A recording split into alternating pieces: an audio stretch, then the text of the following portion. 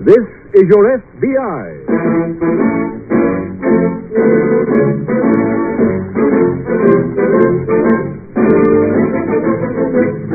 This is your F.B.I., the official broadcast from the files of the Federal Bureau of Investigation.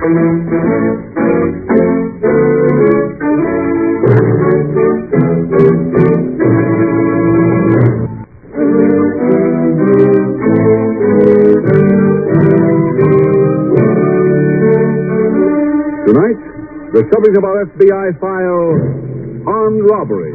Its title, Crime for Sale.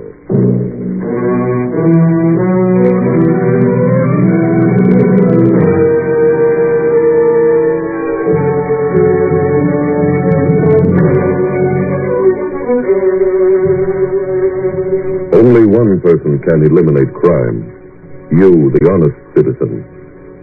And until that is understood fully by the American people, our homebred army of criminals will continue to increase. Your F.B.I. knows only too well that the job of crime eradication is more than merely hunting and arresting lawbreakers. That can be and is done by your law enforcement agencies. But responsibility really belongs to the people victimized by crime. Really belongs to you. In far too many cases, criminals are aided by their victims. Cars are stolen because you leave your keys in the ignition after parking. Homes are burglarized because you go out and forget to lock a window or a back door. You are held up because you flashed too much money, or because you spoke too freely in a public place. The naming of each bad habit is not important. What is important is that you, the American people, adopt a new and more sensible viewpoint. The viewpoint that crime is almost constantly at your elbow, and that you can aid in crime prevention by doing one thing: by exercising constant vigilance.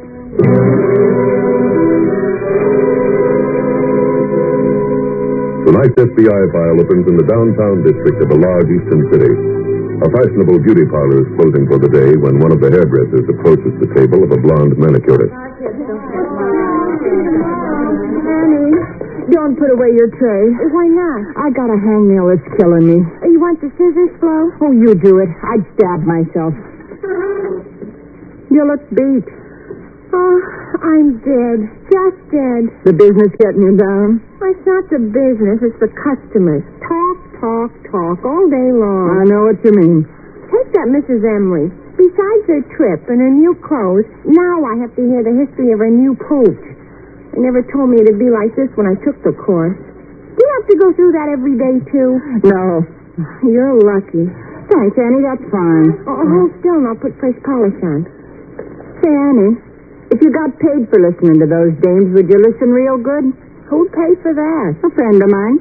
He likes people who are good listeners. Manicurists especially. Oh, has he got a beauty parlor? Well, not exactly. Oh, well, I couldn't even consider leaving here anyhow. I have too many regular customers. Well, you don't have to quit. You could work for him right here in this place. Oh.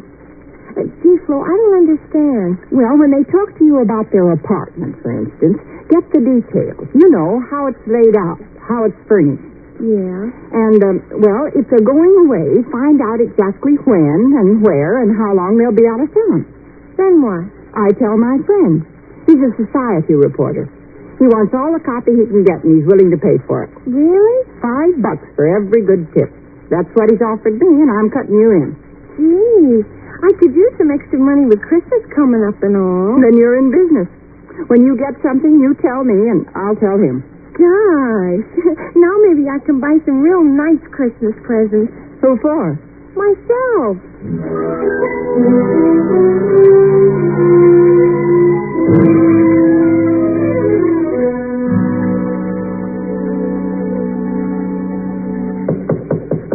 Oh, just a minute. Hello, Chuck. Oh, hi, Flo. Go grab a chair. I'll be with you in a minute. Okay. Call room service if you want a drink, huh? No, thanks. I thought you were off the bicarb. Oh, it's my ulcers again. How can a big, strong guy like you get ulcers? trying to run an efficient business. You don't know the overhead I've got, you know? Yeah, you make plenty. Yeah, sure, but it's not all profit. My work don't end when somebody brings in a tip. I got to sell the job, get rid of the loot, and pay everybody off. Well, what have you got for me? I better read it to you. Mrs. Emery, 455 Park Drive.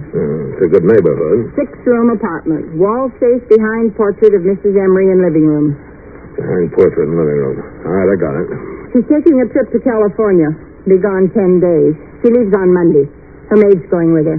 No one will be in the apartment till she returns. That manicurist exists? Yeah, Annie. Think you can sell it? Oh, sure. It's high-class merchandise. Yeah, I got time for one drink. What do we have? Call down and order whatever you want, huh? How about you? Oh, no, thanks. I never drink during business hours.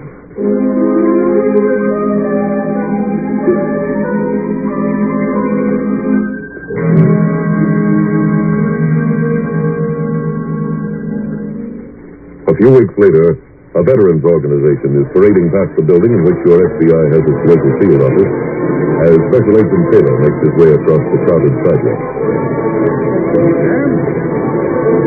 Jim? Oh, hello, Larry. Hi. Got a minute? Sure. I grabbed the quick link so I could watch this. I'm a pushover for a brass band. So am I. I wish I could see him, but I got to keep an eye peeled for pickpockets. Yeah, the chief put 30 extra men on this thing. Oh. You going to be in the office later? No, I've got to go uptown to interview a witness. Why? Well, I wanted some help on a few jewel burglaries. We've had 3 the last couple of weeks, and I can't get a lead on any of them. No, any F.B.I. jurisdiction? No, not that I know of. Well, there's only one thing I can do for you, then. You got a list of the loot? Yeah, from each job. Here, this stuff was taken from the apartment of a Mrs. Emery. And this is what a couple named York reported missing. And there's what the thief took at the home of a Mr. and Mrs. Allen.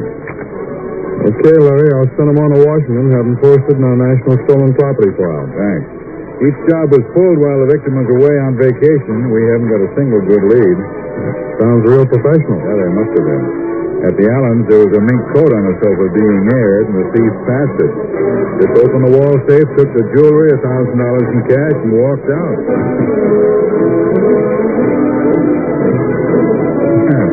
Jim, look at him throw that baton, huh? Yeah, that boy's real good. Yeah. I'll see you later, Jim. I just spotted somebody borrowing a wallet.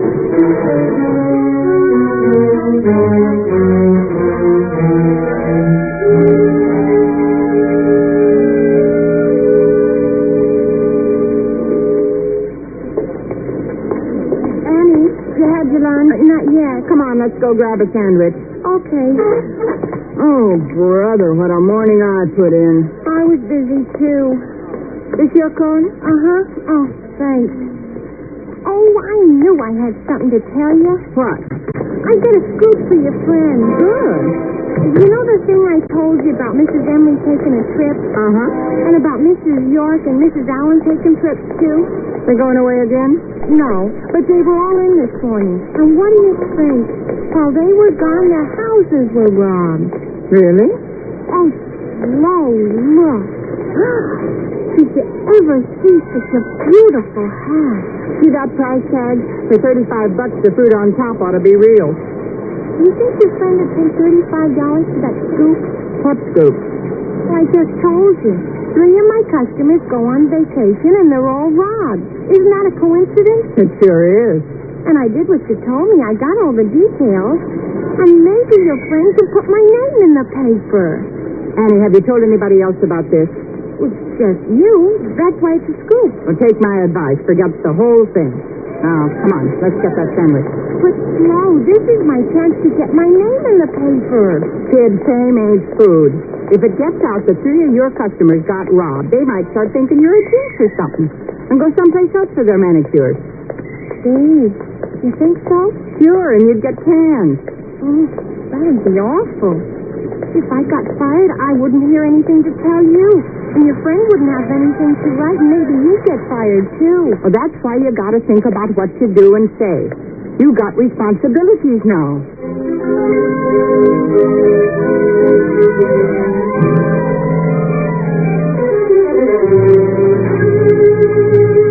Special agents of your F.B.I. work only on violations of over 120 laws. over which Congress has given the Bureau jurisdiction. However, your F.B.I. also aids local police throughout the country by making available to them without cost the use of the F.B.I. crime laboratory. The Bureau also aids local law enforcement agencies by its National Stolen Property File, a file which lists articles stolen all over the nation, a file which came to play its part in this case. Hello, Jim. Oh, hi, Larry. How you making out on those jewel thefts? Still no lead. Oh, we're in on them. Oh, welcome. Yeah, the police in Robertsville arrested a fence and found more than $5,000 worth of stolen jewelry. Robertsville? Yeah, the thief probably figured a fence that far away would be pretty safe. I'm glad he went across the state line. We can sure use the help. I hope we can give it to you. I'll send the Robertsville police a list of serial numbers off those stolen bills, huh? The $1,000 that was taken at the Allens? Yeah, they're all brand new fives that Mr. Allen got to use as Christmas presents. Here, you'll want the number, too. Oh, thanks, buddy. We've circularized all local banks, but if the jewelry went to Robertsville, maybe the money did, too. Hey, all the victims in town now? Yep, and screaming for action. Okay, I think I'll go interview them.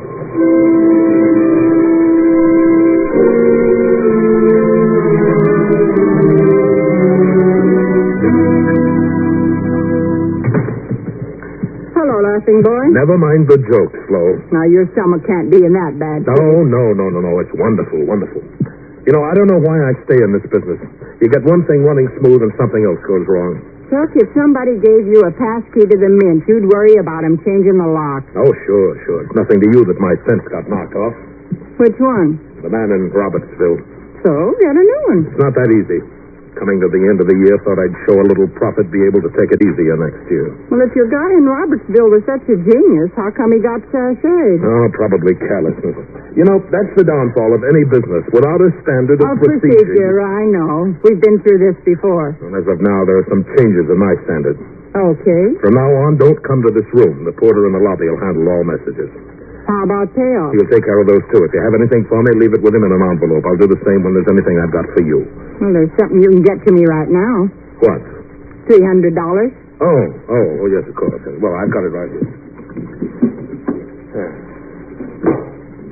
There we are. Thanks.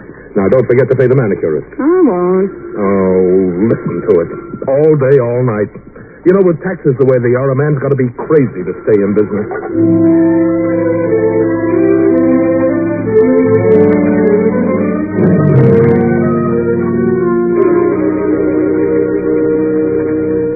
Larry, I think I found a lead. That put you one up on me, Jim. You know anything about Jenny's beauty parlor over near the park? No, why? The 3 women who were robbed all go there. Well, I checked the city license bureau and the beauty operators union. Neither the owner nor any of the help has a record, though. Let's go down and do some questioning anyway. All right.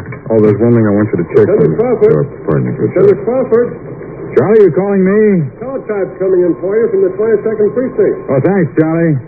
Come on, Jim, let's get it. Yo. That beauty parlor is in the 22nd. Oh? Yeah. You know, we ought to try and get a list of all the customers at that place. Maybe some others been robbed that we don't know about. Call machine 3. Thanks, Charlie. Now, Jim, this ties in. With what? The lead you had. Some of those new $5 bills were deposited at the National Bank. By whom? A manicurist at Jenny's Beauty Parlor.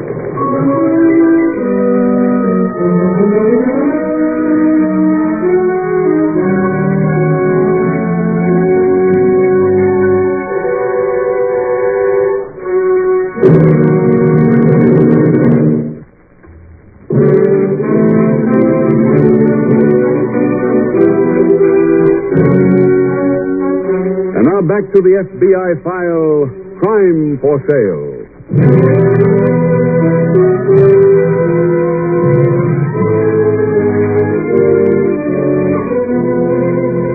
It is with the hope of bringing exhibits of the different types of criminal that the Federal Bureau of Investigation helps bring this program to you, so that you have examples of the actual lawbreakers before you, where you may study them and try to understand why and how they became criminals.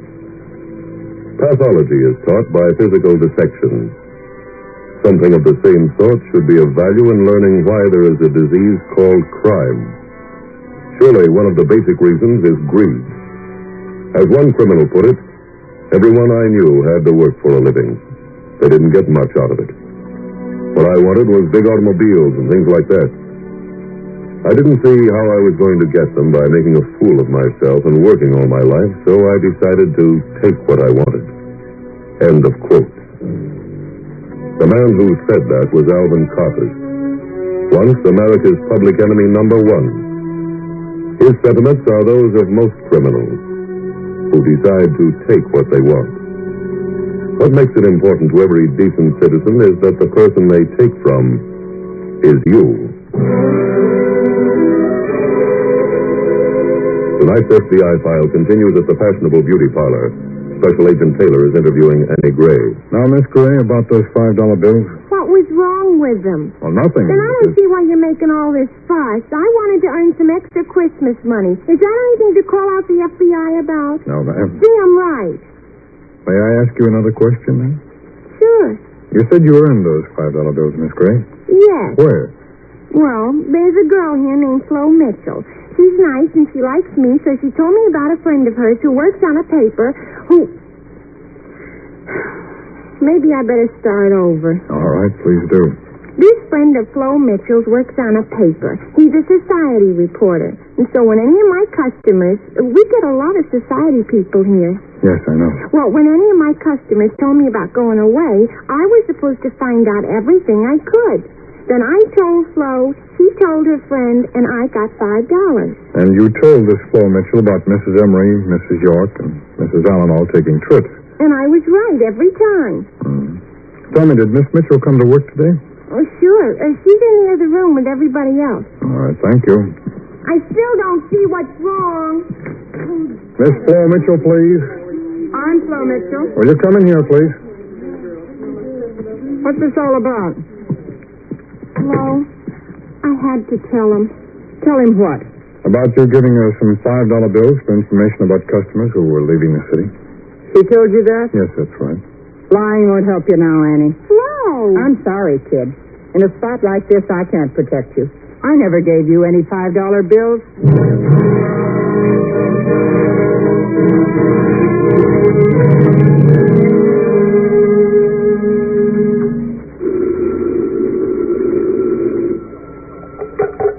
Hello? Hello, Chuck? Yes, is that you, Flo? You and your standards.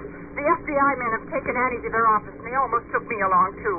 What? They traced it through the serial numbers on those bills, the ones I got from you. Oh, no. Oh, yes, and what's more, those serial numbers are in every newspaper in town. Well, what about the rest of the 300? Well, I've still got it. $285 worth of confetti. I want some money I can pass. I'm getting out of town. Now, don't do anything foolish, Flo.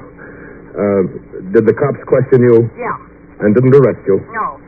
Running now would be an admission of guilt. Just sit tight. Well, then Believe me, I know about things like this. Now, about your $285, I'll stand the loss. Drop by the porter's desk. There'll be an envelope waiting for you with good money in it. I'll be there tonight.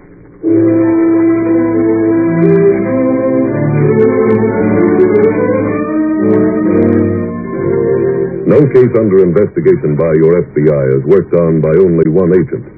In addition to Special Agent Taylor, a resident agent in Robertsville was checking the records of every person ever arrested with the fence. In Washington, the FBI Crime Laboratory was carefully inspecting every piece of jewelry taken during the raid and going over each ring, each clip, each bracelet for fingerprints to find the suspect. A suspect who might have committed the 3 robberies. A suspect who finally turned up.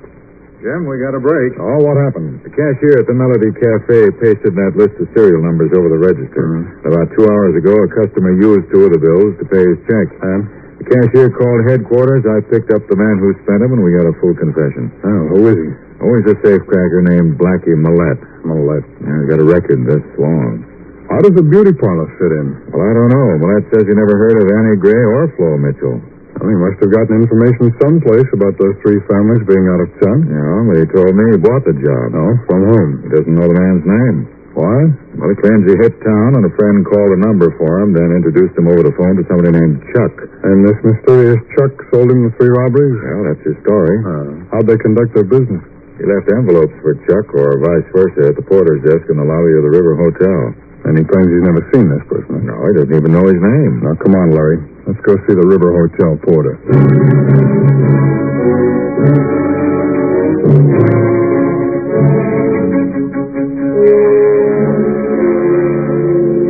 Can I help you? Yes, Porter. I'm Special Agent Taylor of the F.B.I. This is Lieutenant Crawford of the police. How do you do, sir? We're looking for a man named Chuck. We don't know his last name. Chuck? Yes, sir. We think he's a guest here. Mister, there's 1,000 rooms in this hotel. Well, this man leaves envelopes with you, and sometimes people leave one for him. Oh, is that who you mean? You know him? Yes. He was by here a little while ago. And what is his name? I have no idea. Do you know what room he's in? Well, I'm not even sure he lives here. When he came by before, did he leave an envelope? Mm-hmm. May we see it, please? I guess so. Here you are. Thanks. Yeah, Jim, look at the name on it. Yeah. Porter, when is Miss Flo Mitchell supposed to get this? Well, these things don't usually sit around long. Fine. Can you do us a favor? Name it. When Miss Mitchell shows up, tell her there's no envelope here.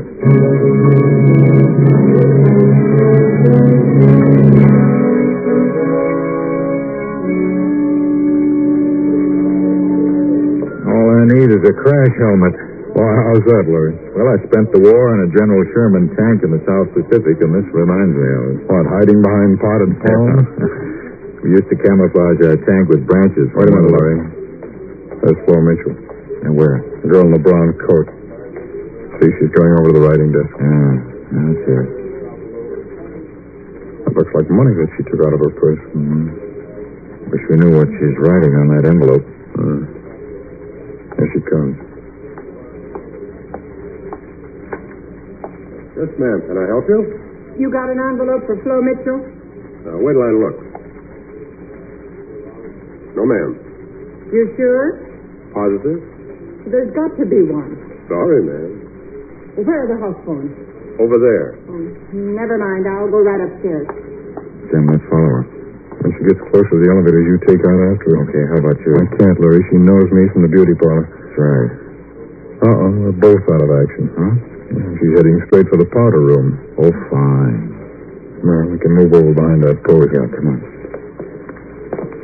Well, thanks, Porter. You're welcome. This gives us a good vantage point. Everything's working out so far. Too bad you didn't give the porter that envelope. Well, there's a house phone on each floor. Now, as soon as she goes into the room, you call me here and I'll join you. Yeah, start, Jim. Door's open. The maid. Yeah. Pardon me, ma'am. You talking to me? Yes, there's a tall girl wearing a brown coat in there. The one with the big hat? Yes. She went out the other door. Jim, come on. Now, hold it, Larry. There's 2 more banks of elevators on that side of the hotel. Maybe we can catch her. Miss, is there any way of getting to those elevators besides through the powder room? You go out to the street, down to the next corner. I see. Well, thank you, ma'am. We won't have time for that. Jim, we're gone. She must be on her way upstairs by now. Yeah, I'm afraid so. There's no point in waiting for her to come down. She'll never tell us who she visited. Wait a minute, Larry. Maybe she won't have to. Let's go. Where? Over to that writing desk that she used.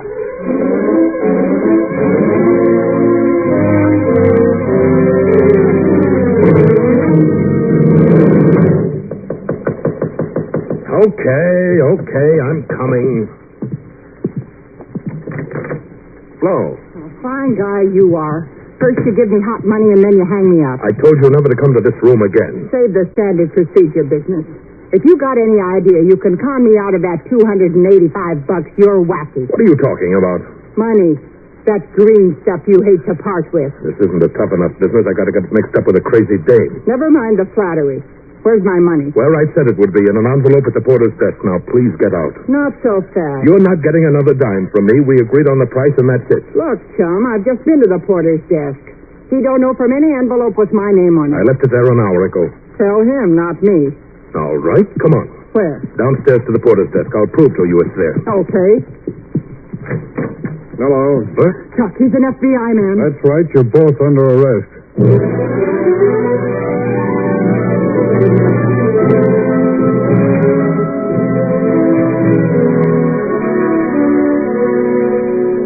Chuck Burnett and Flo Mitchell were convicted in federal court for aiding and abetting in a violation of the Interstate Transportation of Government Property statute and sentenced to a federal prison.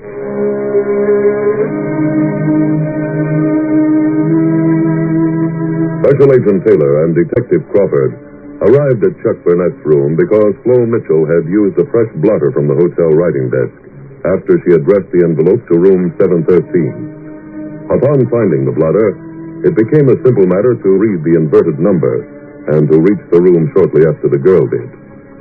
Thus, through the close cooperation of a local law enforcement agency and your F.B.I., the career of a man who tried to put crime on an assembly line basis was halted. Halted before he could make you or one of your neighbors his next victim.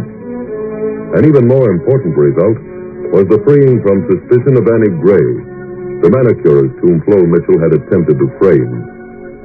The meticulous care exercised by modern-day law enforcement agencies like the Federal Bureau of Investigation represents one of the finest attributes of the American way of life.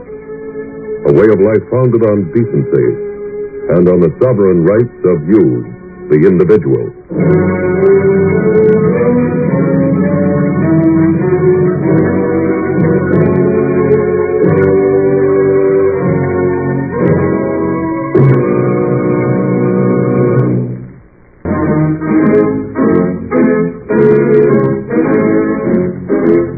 The incidents used in tonight's broadcast are adapted from the files of the Federal Bureau of Investigation. However, all names used are fictitious, and any similarity thereof to the names of places or persons, living or dead, is accidental. This is Your F.B.I. is a Jerry Devine production.